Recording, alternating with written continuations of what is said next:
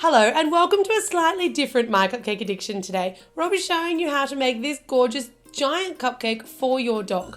Today I'm teaming up with Christine over at Cooking for Dogs. If you haven't checked out her channel, I will leave a link to it in the description box below. But basically she shows you recipes, cooking, crafting, grooming, everything you need to know if you love to spoil your dog absolutely rotten.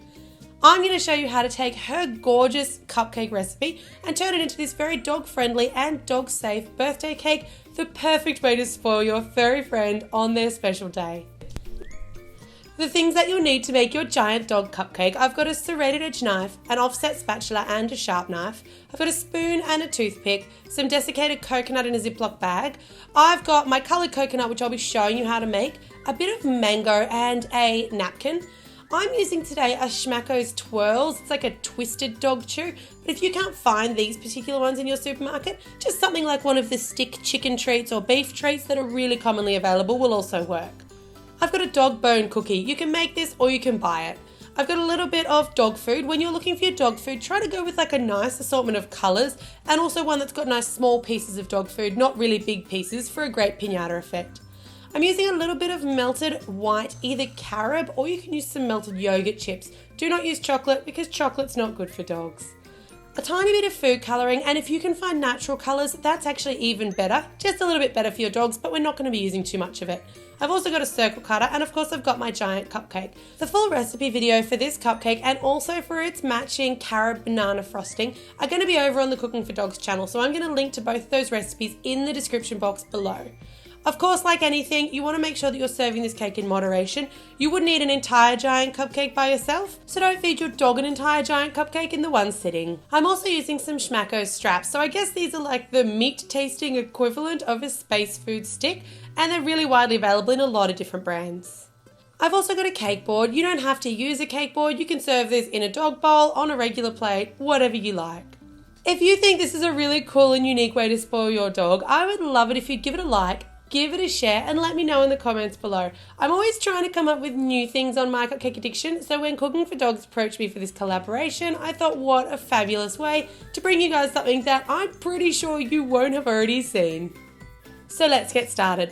The first thing you want to do using your serrated edge knife is just carve away kind of the bottom section of that top half so you've got a really nice flat surface. With the bottom half, you want to leave the sides exactly as they are and just once again carve a nice flat top so that our top and bottom are going to meet up really nicely and evenly. When you sit them together, they should look sort of flush. To give us our meaty piñata spill effect, you want to take your circle cutter and that bottom half, you just want to push the circle cutter in. Often this is enough just to pull that cord center of cake out. If it's not, you might need to get a spoon in there just to help lift it out. Once you've got your first circle out, take that sharp knife and just carve around so that you can get the rest of the giant cupcake out, but don't go all the way through to the bottom here. You want to leave the bottom centimetre or so of cake, and then you can take those meaty bites or your little dog kibble and just shove them in, push them down so they're really nice and tightly compacted in there because it'll give you a better piñata spill effect when you cut the cake. Take your dog-friendly frosting now, and we're just going to use a spatula, or you can just use a knife, to kind of spoon this on or smooth it on so that you've got something for the top half to stick to. Place your top half on and your giant cupcake's ready to start decorating. To go on top of your Schmakos twirl, you want to take your mango, and if you don't have access to mango, you can also use banana, but that mango is a really nice bright colour, and I'm just cutting out kind of like the top of a candle flame shape. You want to rest that onto your little napkin because that's going to start absorbing the moisture. Take just a drop or two of that food colouring and pop it in with your desiccated coconut. I'm doing this one pink, but you'll see in my bowl I've got a couple of different colours. Don't let all the air out of that bag because you want a little bit of air, and then just shake it around vigorously until all of that pink colour has mixed on through. So I went with 4 different colours today because I want kind of rainbow sprinkles, but you can do as few or as many as you like. Take a little of your melted carob or melted yogurt chip and just use your toothpick to stick it on the end of that Schmakos twirl, and then you just want to use that kind of like a glue to affix your mango to the top to join your candle together. Take a little bit more of that carob, pop it on your cake board or whatever surface it is you're serving your cupcake on, and just use it to kind of glue the giant cupcake in place. Using your offset spatula, you just want to take that frosting and we're just going to sort of spoon it or smooth it onto the top and to the sides of your giant cupcake. You do want a really nice coating here, but don't make the frosting too thick because we don't want to overwhelm the cupcake. I'm just smoothing it off and scraping off any excess and try to get that top half as smooth as you can.